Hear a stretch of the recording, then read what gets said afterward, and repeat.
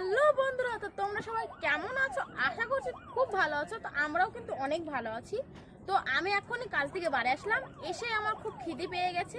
তাই আমি ভাবছি কি খাওয়া যায়। তো চলো দেখি কি আছে। চলো চলো।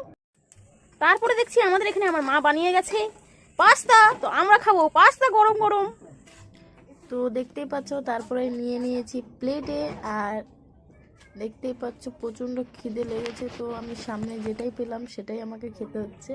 আর এমনিতেও আমি পাস্তা খেতে খুবই ভালোবাসি। আর মা সকালে বানিয়ে গেছে আর আমাকে বলে গেছিলো যে খেয়ে নিবি। তো আমি কাল থেকে বাড়ি এসে গরম করে এই যে খাচ্ছি। আর বিশ্বাস করো খুবই সুন্দর হয়েছিল খেতে, খুব টেস্টি ছিল। তো তোমরা যদি ফুল ভিডিও দেখতে চাও অবশ্যই কমেন্টে করে বলে দিও। আর ভিডিওটা যদি ভালো লাগে অবশ্যই লাইক কমেন্ট শেয়ার করো।